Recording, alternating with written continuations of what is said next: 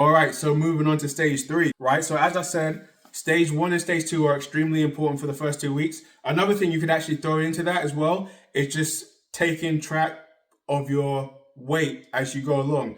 Because a lot of times when people are on a weight loss journey, they'll quit when they don't see progress. And the problem is that a lot of times people actually are seeing progress, but they don't realize they're making progress. So that's another reason why you want to track your weight. But however, you don't want to obsess over your weight. What I did was I'd wake up. The first thing I did was step on the scale and I would just take note of what it was. Obviously, don't worry about the number too much. Just keep track of it, especially for those first 2 weeks.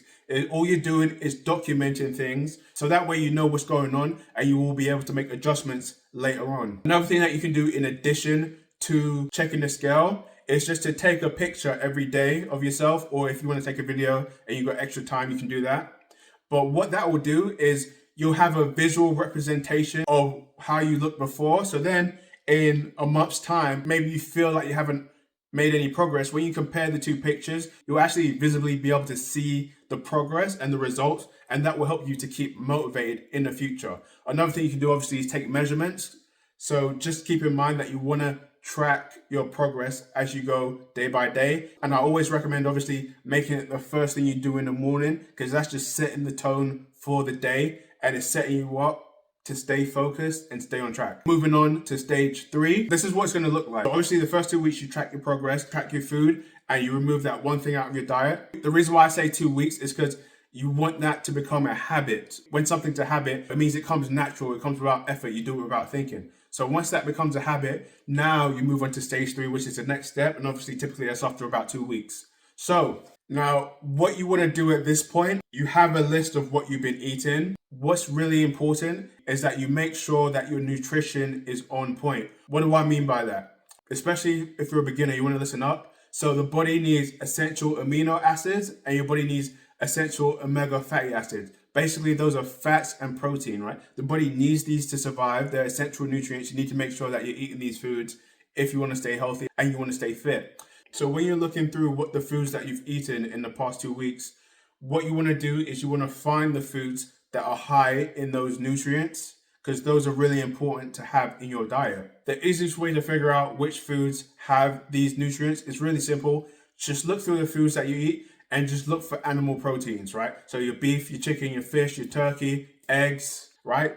Animal foods. Look for those foods, and those are the foods that are going to have your essential amino acids and essential fatty acids. Basically, what you want to do is increase these foods, right? You want to increase the amount of nutrients that your body's getting. That's going to allow you to hold on to muscle mass as you lose weight. And if you hold on to more muscle mass, you will lose weight faster, because having muscle increases your metabolism. This part is really important. So we need to increase the amount of nutrients in your diet, but we also need to make sure that you're in a caloric deficit, right? So that means you're consuming less calories than your body needs. So that way your body will tap into your body fat and burn your body fat as fuel. That's how you lose your body fat. So the question becomes, how do you increase the amount of nutrients while decreasing the amount of calories, right? It seems counterintuitive. If I'm increasing the amount of nutrients that you're eating, you probably think that that means you need to increase the amount of food that you're eating. However, there's a way to get around this.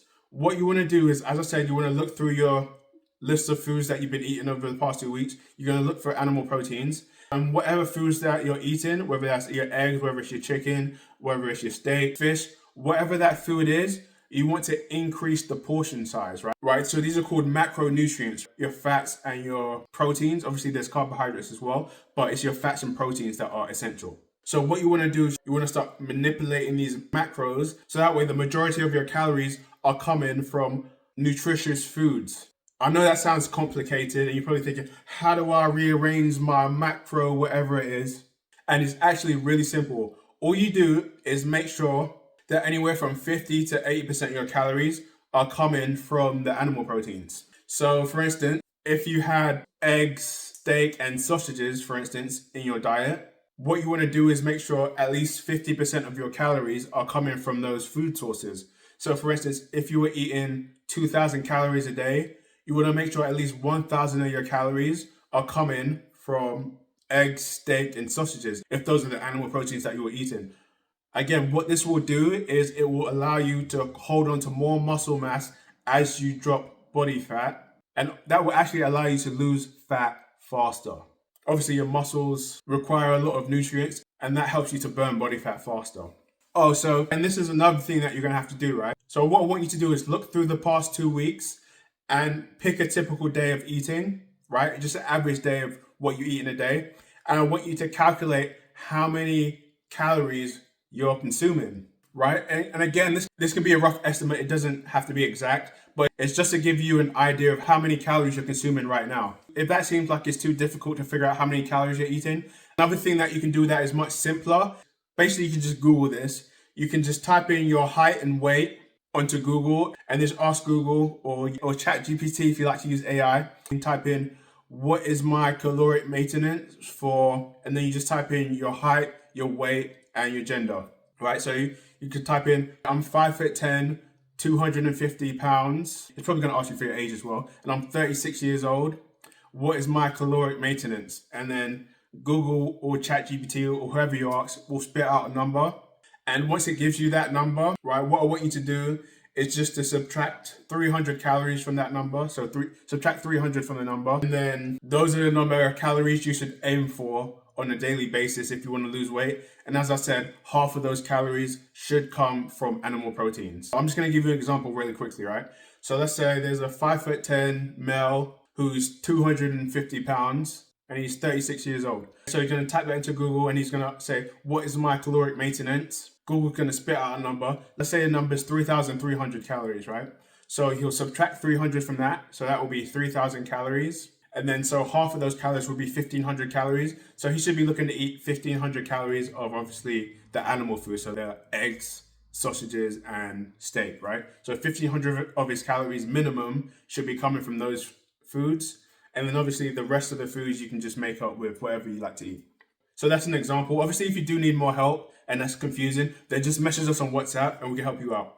The next thing to add into your routine, and this is something that you might have heard from your parents when you were growing up, and that is eat your dinner before dessert, right? So what do I mean by that? So it's really simple, right? So obviously you've made small changes to your diet. The next step, right, is to change the order of when you eat things, right? So basically all the junk food, right, all the ice cream, cake, cookie, all of that stuff, right? If you're even still eating that stuff, you're only going to eat that after you've eaten your healthy foods, right? So after you've eaten your sausage, eggs, and steak, basically, right? So you're going to eat the nutritious foods before you eat your junk food. The reason why you want to do that is because those foods will fill you up and you won't eat as much of the junk food. And you'll also obviously hit your protein numbers. That way you hold on to more muscle mass. So that's just an easy way that you can help to regulate your eating habits. And then the final stage, obviously we've already touched on this,